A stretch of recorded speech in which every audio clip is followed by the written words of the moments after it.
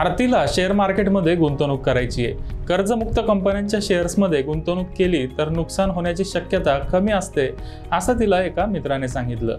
त्यामुळे आपण debt free कंपन्यांच्या शेअर्सचा पोर्टफोलिओ बनवायचा असा निर्णय आरतीने घेतलाय। पण यामध्ये एक अडचण आहे, ती म्हणजे सध्या भारतातल्या शेअर मार्केटमध्ये 6000 पेक्षा जास्त कंपन्या लिस्टेड आहेत। या 6000 पैकी शेकडो कंपन्या डेट फ्री असतील।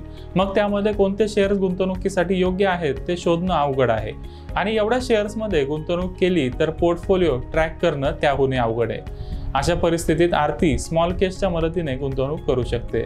स्मॉल केस म्हणजेच काही शेअर्स किंवा ETF ची एक बास्केट आहे। एका विशिष्ट थीमवर आधारित स्मॉल केसचा पोर्टफोलिओ डिझाईन केला जातो। स्मॉल केसमध्ये कमीत कमी 2 आणि जास्तीत जास्त 50 सिक्युरिटीजचा समावेश असू शकतो। स्मॉल केसमध्ये इक्विटी, डेट आणि सोनं या तिन्ही ॲसेट क्लासचा समावेश असू शकतो। त्यामुळे गुंतवणूकदारांना डायव्हर्सिफिकेशनचा लाभ मिळतो। ज्यांना केवळ इक्विटीमध्ये गुंतवणूक करायची आहे त्यांच्यासाठी स्मॉल केस अतिशय फायदेशीर आहेत, कारण गुंतवणूकदाराला यामध्ये केवळ थीम ठरवावी लागते। भविष्यात कोणत्या थीमला फायदा होऊ शकतो केवळ याचंच प्रेडिक्शन गुंतवणूकदाराला करावं लागतं। उदाहरणार्थ इलेक्ट्रिक व्हेकल ही एक थीम आहे।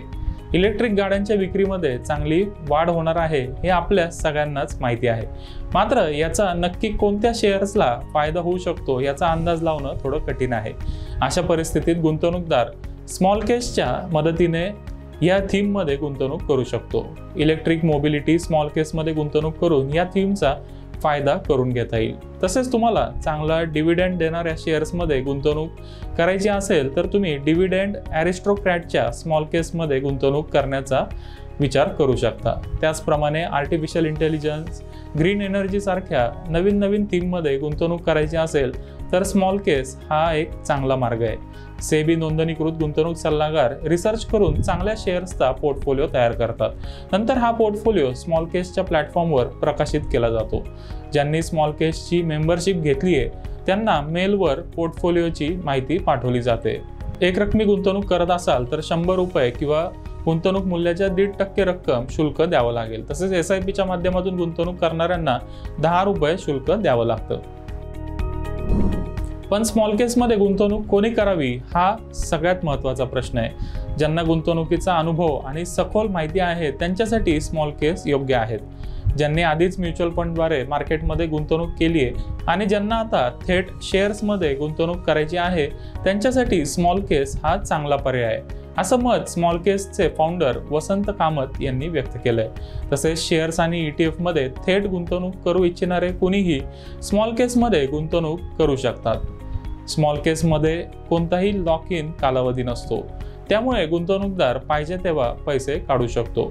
पण स्मॉल केसमधून चांगला रिटर्न पाहिजे असेल तर लॉंग टर्मसाठीच गुंतवणूक करावी असं मत वसंत कामत यांनी व्यक्त केलंय। स्मॉल केसमध्ये गुंतवणूक केल्याने गुंतवणूकदारांना अनेक फायदे मिळतात। त्यांना नवीन थीममध्ये सहज गुंतवणूक करता येते, तसेच व्यावसायिक कौशल्य आणि रिसर्चचा फायदा मिळतो असं मत राईट रिसर्चच्या फाउंडर सोनम श्रीवास्तव यांनी व्यक्त केलंय। स्मॉल केसचा आणखी एक फायदा म्हणजे गुंतवणूकदार एका विशिष्ट बिझनेस ग्रुपच्या शेअर्समध्ये गुंतवणूक करू शकतात। समजा तुम्हाला असं वाटत असेल की टाटा ग्रुपचा व्यवसाय पुढच्या काही काळात वाढणार आहे तर तुम्ही टाटा ग्रुपवर आधारित स्मॉल केसमध्ये गुंतवणूक करू शकता। मात्र ज्यांना गुंतवणुकीचा कोणताच अनुभव नाहीये त्यांनी स्मॉल केसपासून गुंतवणूक चालू करू नये। सुरुवातीला म्युच्युअल फंडमध्ये SIP करून चांगलं भांडवल जमा करावं। भांडवल जमा झालं आणि चांगला अनुभव आला की मग तुम्ही स्मॉल केसमध्ये गुंतवणूक करू शकता। स्मॉल केससाठी लागणारी किमान गुंतवणूक रक्कम खूप जास्त असते।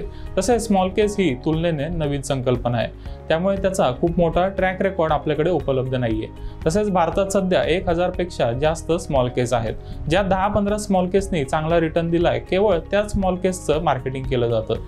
मात्र असे अनेक स्मॉल केसेस आहेत ज्यांनी बेंचमार्कला अंडर परफॉर्म केलंय। त्यामुळे स्मॉल केसमध्ये विचारपूर्वक गुंतवणूक केली पाहिजे। चांगल्या स्मॉल केसची निवड करण्यासाठी आर्थिक सल्लागाराचा सल्ला अवश्य घ्या।